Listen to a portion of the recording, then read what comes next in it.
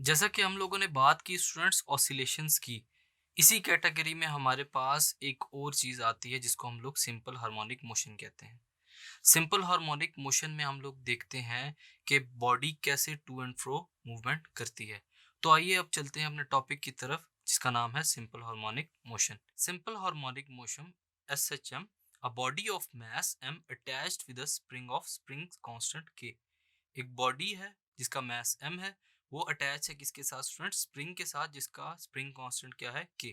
Lying on a smooth surface of table, एक table की smooth surface के ऊपर पड़ा हुआ है। Initially the body at rest, body क्या है? इनिशियली रेस्ट पर है। एट पोजीशन ओ कॉल्ड मीन पोजीशन और इक्विलिब्रियम पोजीशन, ऐसी पोजीशन जो उसकी रेस्ट पोजीशन है उसको ओ का नाम दिया गया है, जिसको हम लोग रेस्ट पोजीशन भी कह सकते हैं, मीन पोजीशन भी कह सकते हैं और इक्विलिब्रियम पोजीशन भी कह सकते हैं। Now we apply some force F on a body, हम लोग क्या करेंगे? बॉडी के ऊपर सम फोर्स अप्लाई करेंगे which is towards right, right side पे उसकी जो फोर्स अप्लाई होगी वो उसको राइट साइड पे डिस्प्लेस करेगी। We displace the body from O to A, जहां पर हम लोगों ने इसको डिस्प्लेस किया मीन पॉइंट ओ से लेकर पॉइंट ए तक। The spring will exert the force on body due to elastic restoring force, spring क्या करेगा? उस बॉडी को वापस रिस्टोरिंग फोर्स की वजह से खींचेगा। ये जो खींचने वाली फोर्स होती है स्टूडेंट्स, इसको हम लोग F is equal to minus K X से डिनोट करते हैं, जो कि हुक्स लॉ भी है। Hence when we release the body it will move towards O, जब हम लोग बॉडी को यहाँ से छोड़ेंगे तो बॉडी ए से वापस दोबारा ओ की तरफ मूव करेगी and will cross the mean position O due to inertia, और उस मीन पोजीशन पे रुकने के बजाय उसको क्रॉस करने के बाद आगे निकल जाएगी। Due to inertia, due to inertia का मतलब क्या है कि बॉडी का इनर्शिया ज़्यादा है, इस वजह से वो रेस्ट की या मोशन की जो उसके ऊपर मूवमेंट है या फोर्स है उसको रेजिस्ट करते हुए आगे निकल जाएगी एंड रीचेस पॉइंट बी, और पॉइंट ओ को क्रॉस करते करते पॉइंट बी तक आ जाएगी। Compresses the spring it returns and starts oscillation between A and B, spring क्या होगा? जब वापस ओ से ए की तरफ आएगा तो स्प्रिंग कंप्रेस होता जाएगा। उसके बाद कॉन्टिन्यूसली मीन पोजीशन के गिर्द ए से लेकर बी तक या बी से लेकर ए तक जो उसकी टू एंड फ्रो मोशन है वो कंटिन्यू हो जाएगी। तो आइए देखते हैं कि इसको कैसे प्रूव किया जाता है। एट पॉइंट ए के ऊपर force applied is equal to minus restoring force, जो फोर्स अप्लाई की गई है वो किसके इक्वल होगी? माइनस रिस्टोरिंग फोर्स के। रिस्टोरिंग फोर्स नेगेटिव क्यों है स्टूडेंट्स? क्योंकि स्प्रिंग उसको ऑपोजिट डायरेक्शन में खींच रहा है towards mean position. Applied force हमारे पास क्या होगी स्टूडेंट्स? के एक्स, उसको हम लोग के एक्स से लिखेंगे, which is equal to minus restoring force. Then K X will be equal to minus M A, जो हमारे पास न्यूटन्स लॉ के मुताबिक जो रिस्टोरिंग फोर्स होगी वो क्या होगी? M A. यहाँ से अगर हम लोग एक्सेलरेशन को निकालना चाहें तो ए को एक साइड पे कर देंगे और के और एक्स दूसरी साइड पर जाके मल्टीप्लाई और डिवाइड हो जाएगा। तो इससे हमारी जो इक्वेशन बनेगी स्टूडेंट्स वो क्या होगी? Acceleration A will be equal to minus K constant divided by mass m multiply by x which is displacement. During the motion K and m are constant, motion के दौरान क्या होगा स्टूडेंट्स? जो k और m है वो दोनों constant रहेंगे, स्प्रिंग कांस्टेंट भी चेंज नहीं होगा और बॉडी का मास भी चेंज नहीं होगा। सो a इज इक्वल टू के ओवर m माइनस एक्स। हमने कहा कि k और m हमारे पास कांस्टेंट है, उनको कांस्टेंट लिखा, और उसके बाद अगर हम लोग कांस्टेंट को नहीं लिखते तो वहां पर हमारे पास क्या आ जाता है स्टूडेंट? डायरेक्ट प्रोपोर्शनलिटी का साइन। डायरेक्ट प्रोपोर्शनलिटी के साइन को अगर खत्म करें तब हमारे पास क्या आता है? एक प्रोपोर्शनलिटी कांस्टेंट। अगर कांस्टेंट को खत्म करेंगे तो हमारे पास क्या आएगा? डायरेक्ट प्रोपोर्शनलिटी का sign. So A will be directly proportion to minus X, यानी कि एक्सेलरेशन किसके डायरेक्टली प्रोपोर्शन है? Negative of displacement. ये क्या है देखते हैं। where k is constant depending upon the nature, physical nature and shape of a spring। k constant जो है किस पे डिपेंड करता है? फिजिकल नेचर और शेप के ऊपर, किसकी? स्प्रिंग की। So by definition the type of motion in which the acceleration of a body is always directly proportion to the displacement of a body. जो हम लोगों ने प्रूव किया है स्टूडेंट्स वो यही है कि सिंपल हार्मोनिक मोशन क्या है? जिसमें एक्सेलरेशन बॉडी की हमेशा डायरेक्टली प्रोपोर्शन होती है किसके, डिस्प्लेसमेंट ऑफ अ बॉडी के। फ्रॉम मीन पोजीशन, वो जो उसका नेगेटिव साइन है उसका यही मतलब है कि वो जो उसकी डिस्प्लेसमेंट होगी वो किस तरफ है students, towards mean position. And always directed towards the mean position is called simple harmonic motion. और ये मोशन हमारे पास क्या कहलाती है स्टूडेंट्स, सिंपल हार्मोनिक मोशन। आइए अब एक एग्जांपल से हम लोग सिंपल हार्मोनिक मोशन को प्रूव करते हैं। एग्जांपल है हमारे पास, a mass of 0.5 kg is suspended from a spring. एक मास है कितना, 0.5 kg, उसको एक स्प्रिंग के साथ सस्पेंड किया गया, लटकाया गया। The spring is stretched by 0.098 metre. जो स्प्रिंग स्ट्रेच किया गया यानी कि जितना डिस्प्लेसमेंट होगा, जितना ज़्यादा उसको स्ट्रेच करेंगे वो कितना है, 0.098 metre. Calculate the spring constant of the mass, के हम लोगों ने फाइंड करना है when it is given a small displacement, जब उसको स्मॉल डिस्प्लेसमेंट दी जाती है। सो स्टार्ट करते हैं सोल्यूशन हमारा। सबसे पहले गिवन डाटा लिखेंगे। मास गिवन है हमें कितना स्टूडेंट्स, 0.5 किलोग्राम्स। ये है मास जो बॉडी सस्पेंडेड है। उसके बाद फोर्स जो किसके इक्वल है स्टूडेंट्स, वेट के। ये किसके इक्वल होगा हमारे पास, mg। अब हमारे पास मास कितना है स्टूडेंट्स, 0.5, और ग्रेविटेशनल कांस्टेंट की वैल्यू क्या होती है हमारे पास, 9.8 मीटर पर सेकंड स्क्वायर। तो दोनों को मल्टीप्लाई करने के बाद जो हमारे पास फोर्स आएगी स्टूडेंट्स वो क्या होगी, 4.9 न्यूटन। इसके बाद हमारे पास क्या है, extension.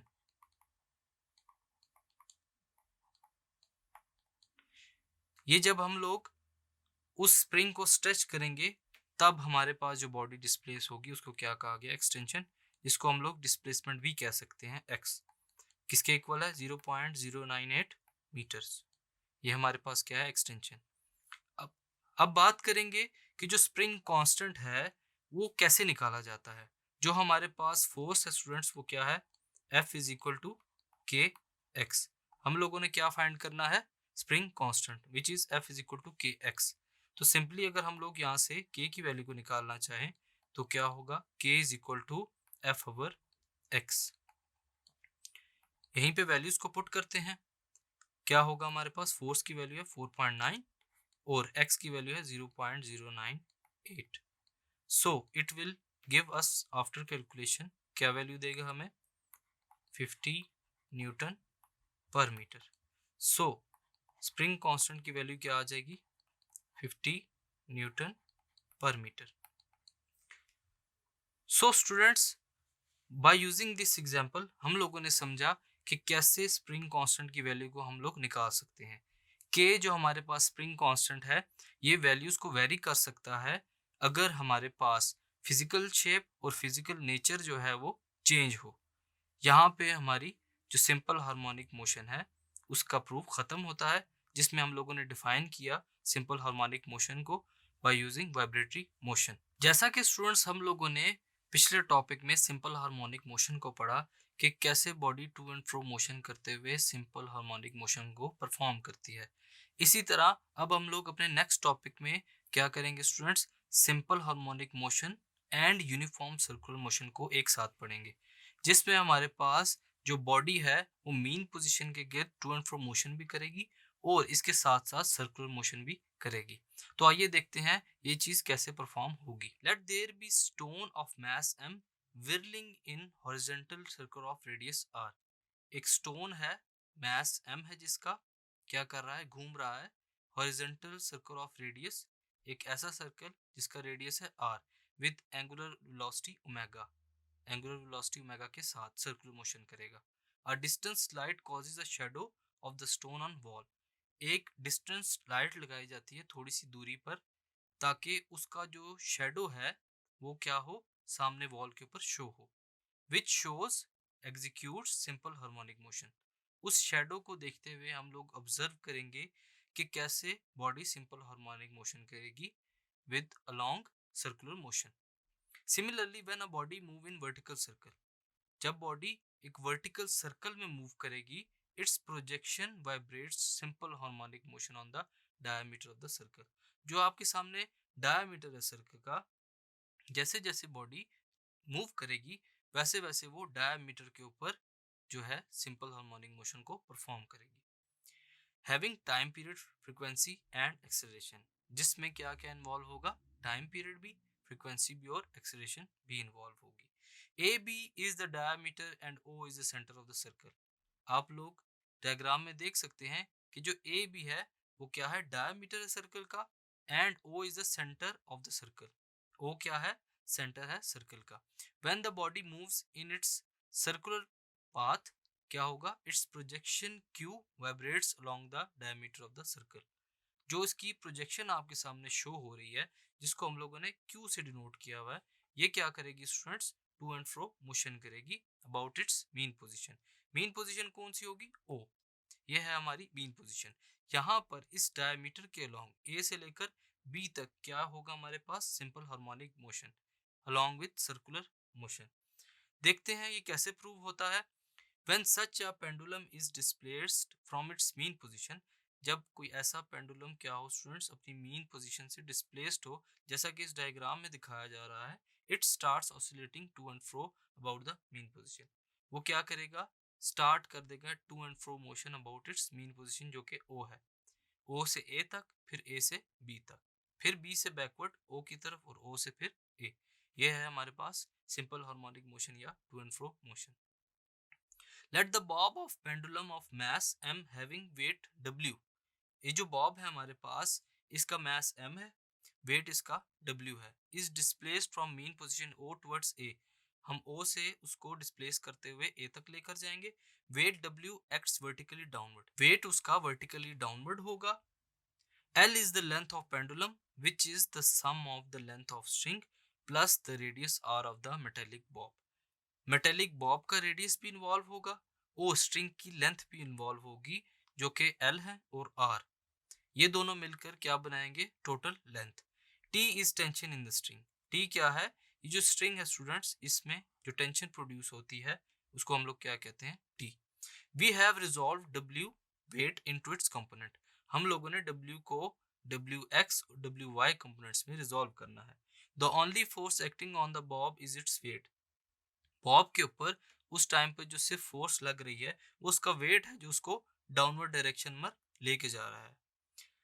It's component producing motion in the bob is W sine theta, जो वेट का एक कंपोनेंट है जो बॉब के अंदर मोशन को प्रोड्यूस कर रहा है स्टूडेंट्स, वो कौन सा फैक्टर है, W sine theta.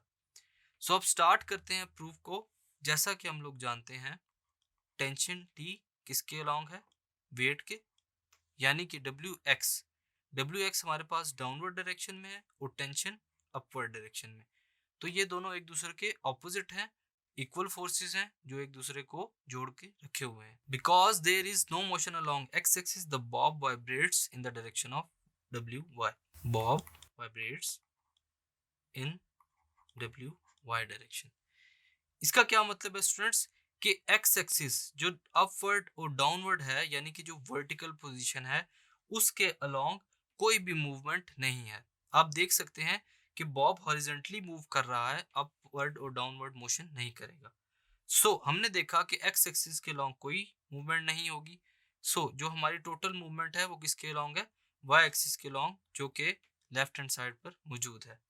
Bob vibrates in W Y direction, तो हम लोग इसको क्या लिखेंगे, जो हमारा सिंपल हार्मोनिक मोशन का फॉर्मूला है, force which is applied, applied force किसके इक्वल होती है students, negative of restoring force. ये दोनों आपस में इक्वल हैं, so F will be equal to negative of W Y. तो जो एफ रिस्टोरिंग है वो किसके इक्वल है हमारे पास, डब्ल्यू वाई के इक्वल। अब हम लोग इसको फर्दर सॉल्व करते हैं। F will be equal to negative of w sin of theta and f will be equal to minus mg sin of theta। ये क्या है हमारे पास, w की वैल्यू जो कि है mg। f किसके इक्वल है स्टूडेंट्स हमारे पास, न्यूटन्स लॉ के मुताबिक ma which is equal to minus mg sin of theta। यहाँ से एक्सेलरेशन को एक्सट्रैक्ट करेंगे तो मैसेज हमारे पास दोनों तरफ से कैंसिल हो जाएंगे। a will be equal to minus g sin of theta.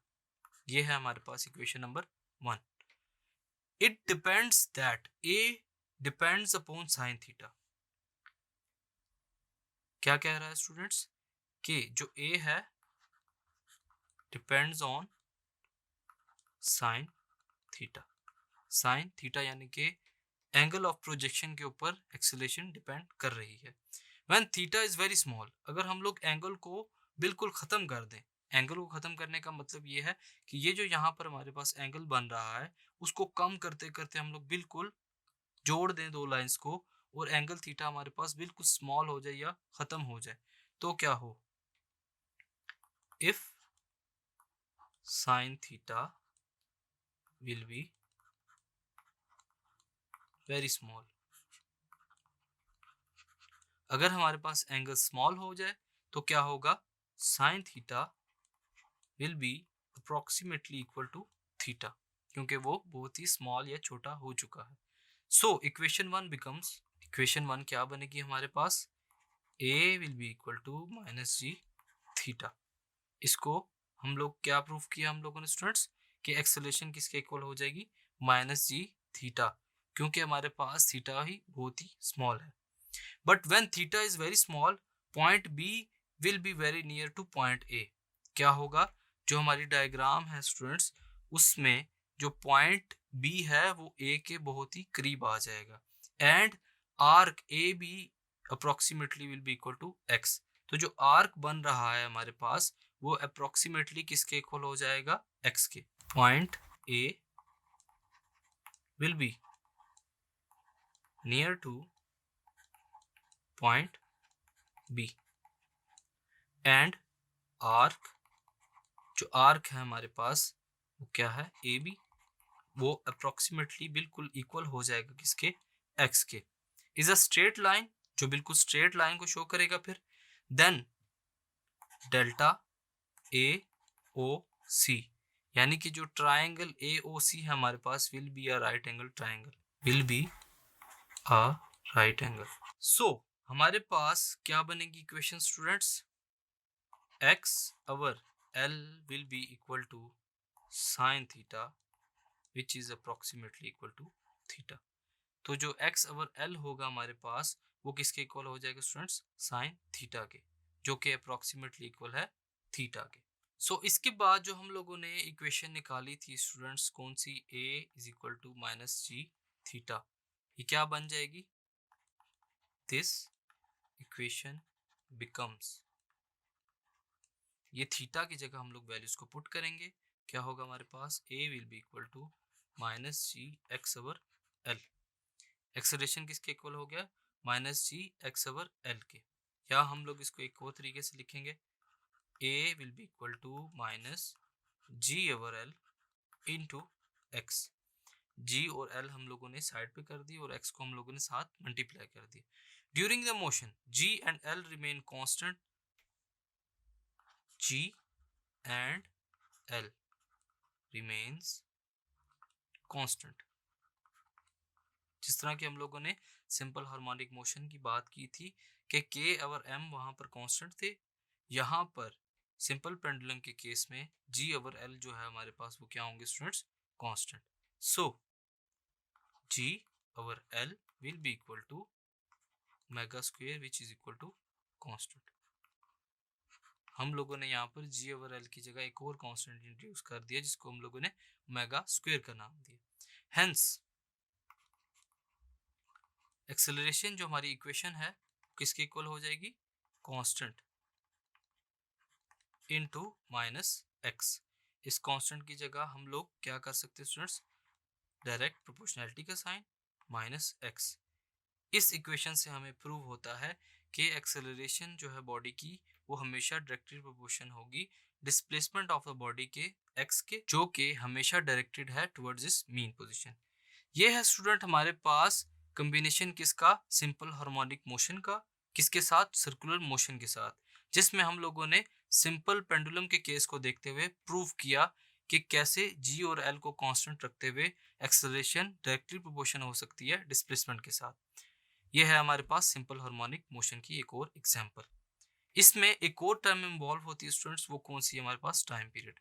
आइए देखते हैं कि वो क्या है। Time period, the time required by a body या pendulum to complete its one vibration. Time to complete one vibration, यानी कि जहाँ से उसने मोशन को स्टार्ट किया है उधर से मैक्सिमम जहाँ तक डिस्प्लेस होगा वहाँ से लेकर दूसरे मैक्सिमम पॉइंट तक या एम्पलीट्यूड तक जो कंप्लीट टाइम होगा स्टूडेंट्स, उसको हम लोग क्या कहेंगे? Time period. बाय डेफिनेशन हम लोग इसको लिख सकते हैं t इज इक्वल टू 2π/ओमेगा। हम लोग मजीद इसको सॉल्व करेंगे कि ओमेगा स्क्वायर हमारे पास किसके इक्वल लिया था हम लोगों ने? g/l के। हमारी इक्वेशन में जो हम लोगों ने पहले प्रूव किया था उसमें ओमेगा स्क्वायर किसके इक्वल है स्टूडेंट्स? g/l के। और जब हम लोग इसका स्क्वायर रूट लेंगे तो ओमेगा किसके इक्वल आ जाएगा? √g/l। सो हमारे पास जो इक्वेशन है वो क्या बनेगी? above equation becomes t will be equal to 2π divided by √g/l। इसको हम लोग फर्दर सॉल्व करते हैं तो 2π will be multiplied by √l/g। ये है हमारे पास time period. This equation shows that the longer the pendulum greater will be its time period. जितना लंबा पेंडुलम होगा स्टूडेंट्स, उसकी लेंथ जितनी ज़्यादा होगी उतने ही टाइम पीरियड उसका ज़्यादा होगा। The time period of the pendulum is independent of mass of a Bob, कि जो टाइम पीरियड है वो मास ऑफ बॉब के ऊपर डिपेंड नहीं करता। ये जो दो फैक्टर्स हैं ये इंपॉर्टेंट है किसके लिए? टाइम पीरियड के लिए। सो स्टूडेंट्स ये है हमारे पास complete description simple harmonic motion की अलॉन्ग विद सर्कुलर मोशन, जिसमें हम लोगों ने सिंपल पेंडुलम के केस को देखा। जैसा कि स्टूडेंट्स हम लोगों ने बात की सिंपल हार्मोनिक मोशन की कि कैसे body to and fro motion करती है, मूवमेंट करती है और उसमें कौन कौन से फैक्टर्स इन्वॉल्व होते हैं, जैसे कि टाइम पीरियड, फ्रीक्वेंसी और एक्सेलरेशन। इसी तरह अब हम लोग बात करेंगे students energy conservation in case of simple harmonic motion, कि कैसे एनर्जीज कंजर्व रहती हैं during the motion of simple harmonic motion, या फिर जो बॉडीज हमारे पास टू एंड फ्रो मोशन करती हैं, वाइब्रेट करती हैं, कैसे वो एनर्जी को कंजर्व रखते हुए इस मोशन को परफॉर्म करती हैं।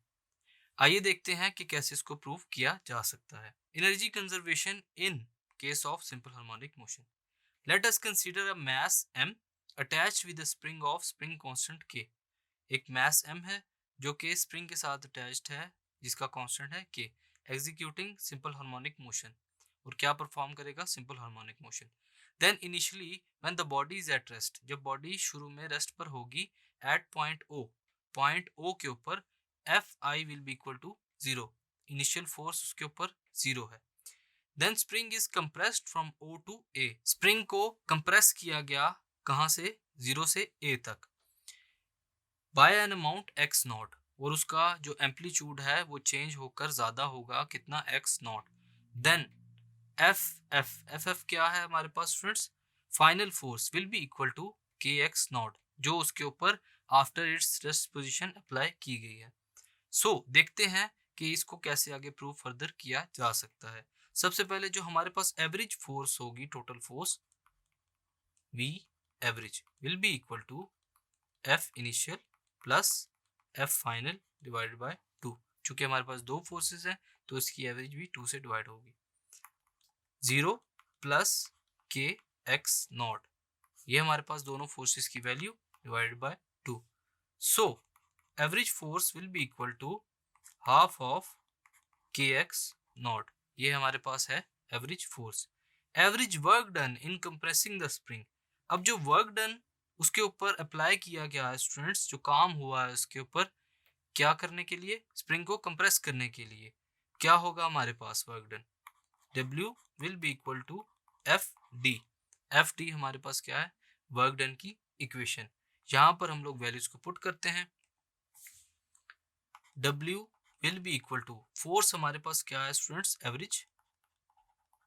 और डिस्प्लेसमेंट हमारे पास क्या है स्टूडेंट्स? एक्स नॉट, जो कि उसका एम्पलीट्यूड भी हो सकता है, विल बी इक्वल टू 1/2 के x not.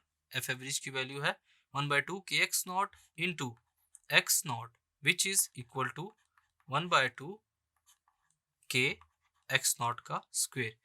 After multiplication, work done will be equal to half of k x naught का square.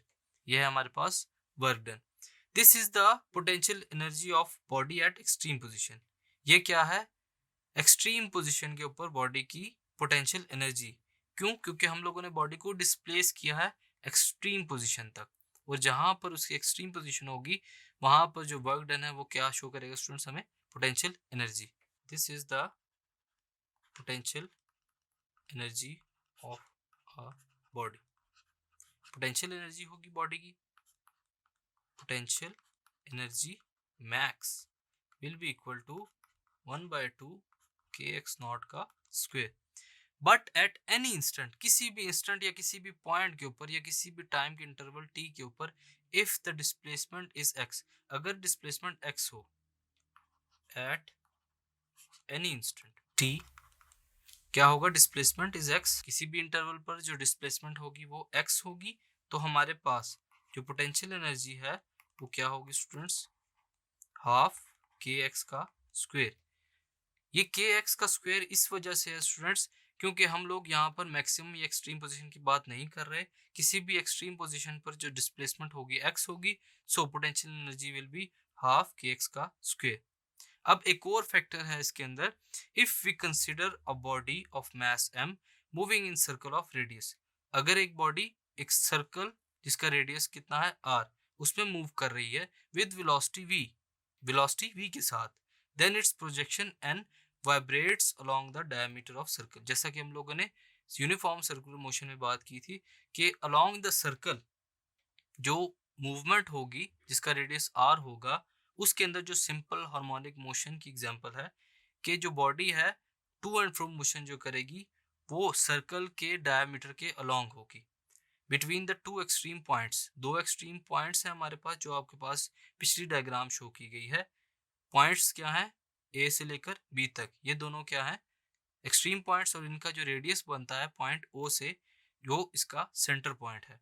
The velocity in this case along the diameter of circle. उस case में हमारे पास क्या होगा velocity का? आइए देखते हैं हम लोग उसको कैसे प्रूव कर सकते हैं। नंबर 2 है हमारे पास, सर्कल के अंदर मोशन होगी सिंपल हार्मोनिकली डायमीटर के अलोंग पॉइंट ए से लेकर बी तक। तो देखते हैं इसको हम लोग कैसे प्रूव कर सकते हैं। यहाँ पर जो वेलोसिटी होगी हमारे पास omega under root R square minus X square. R हमारे पास क्या है? रेडियस, और एक्स हमारे पास क्या है? Displacement. Putting R is equal to X naught, हमने देखा जो मीन पोजीशन है उसकी ओ, वहां से एक्सट्रीम तक जो उसकी डिस्प्लेसमेंट बन रही है स्टूडेंट्स वो कितनी है? X not. तो हम लोग आर को क्या कह देंगे? X not. और ओमेगा को हम लोग लिख सकते हैं students under root K over M, and omega will be equal to under root K over M. In case of spring हमने देखा कि जो आर है हमारे पास वो किसके इक्वल है स्टूडेंट्स? एक्स नॉट के, और ओमेगा जो एंगुलर वेलोसिटी है वो किसके इक्वल है? Under root K over M के। सो इसको इक्वेशन में पुट करते हैं वेलोसिटी की जगह, v will be equal to under root K over M multiply by X naught का square minus X with square. हम लोगों ने गिवन वैल्यूज को स्प्रिंग के लिए अकॉर्डिंगली पुट कर दिया। इसके बाद हम लोग क्या करेंगे स्टूडेंट्स?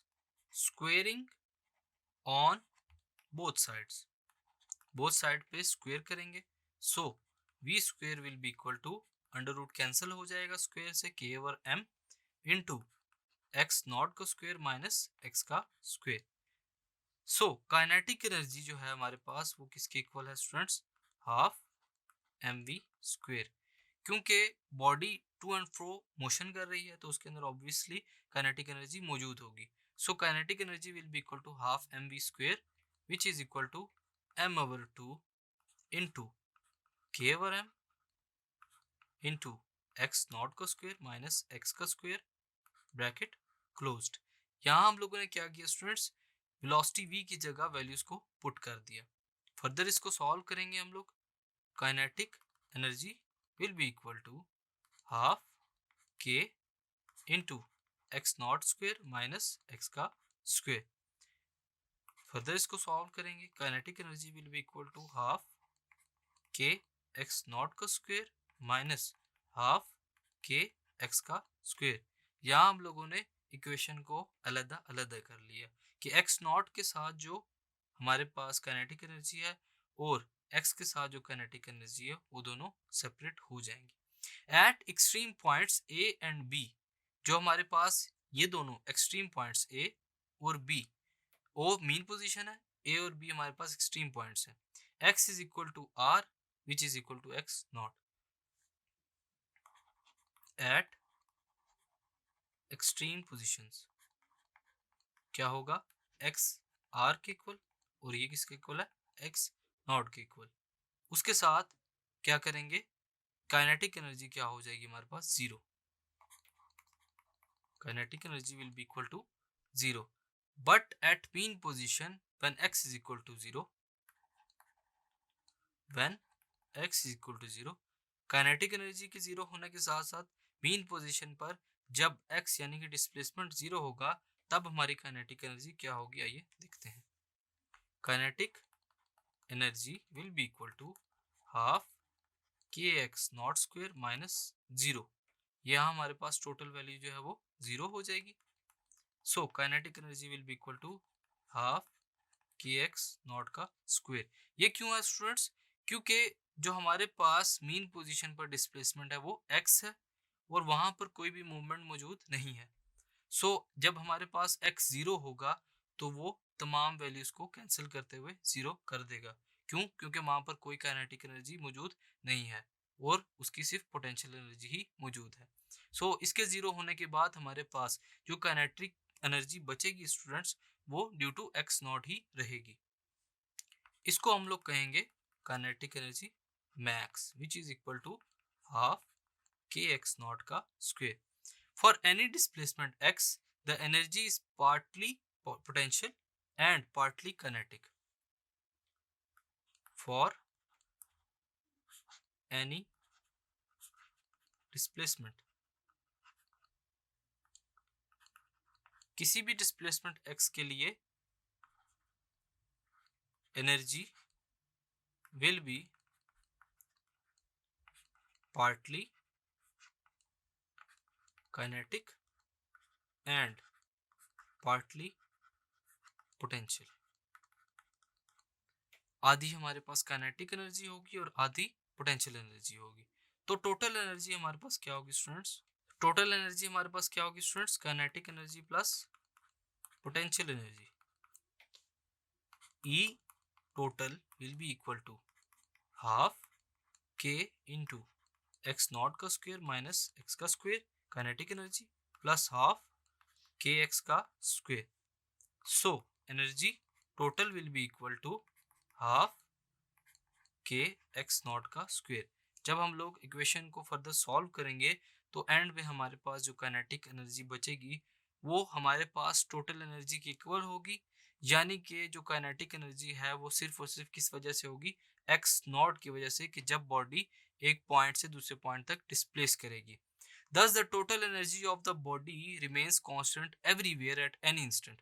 टोटल एनर्जी क्या रहेगी स्टूडेंट्स, एक जैसी रहेगी, कांस्टेंट रहेगी किसी भी इंस्टेंट के ऊपर, but it changes from potential energy into kinetic energy. So जो एनर्जी उसमें चेंज होगी सिर्फ और सिर्फ वो कौन सी होगी, पोटेंशियल से काइनेटिक में या काइनेटिक से पोटेंशियल में। When the body executes vibrates simple harmonic motion, क्या मोशन है ये हमारे पास, वाइब्रेटरी मोशन या सिंपल हार्मोनिक मोशन, जिसमें सिर्फ और सिर्फ बॉडी की पोटेंशियल एनर्जी काइनेटिक एनर्जी में और काइनेटिक पोटेंशियल में चेंज होगी। एट मीन पोजीशन जहां से बॉडी ने चलना स्टार्ट किया था, the energy of body is totally kinetic and its potential energy will be equal to zero. जैसे ही मूवमेंट उसने स्टार्ट की तो उसकी एनर्जी काइनेटिक होगी और potential energy zero. But eight extreme position, जो एक्सट्रीम पोजीशन होगा जहां तक उस बॉडी ने मूवमेंट करनी है, it's energy will be totally potential. तो उसकी एनर्जी क्या हो जाएगी, टोटल पोटेंशियल हो जाएगी और काइनेटिक एनर्जी वहां पर जीरो। एंड दस law of conservation of energy is conserved in cases of simple harmonic motion. तो ये जो केस है कि काइनेटिक से पोटेंशियल और पोटेंशियल से काइनेटिक एनर्जी में कन्वर्ट होना एनर्जी का, ये है हमारे पास law of conservation of energy. और ऐसे हम लोगों ने देखा स्टूडेंट्स कि जो हमारे पास बॉडी है वो मीन से एक्सट्रीम पोजीशन, एक्सट्रीम से मीन पोजीशन तक आते हुए कौन से लॉ को कंजर्व कर रही है, एनर्जी के लॉज को। सो ये है हमारे पास simple harmonic motion with energy conservation. Thank you.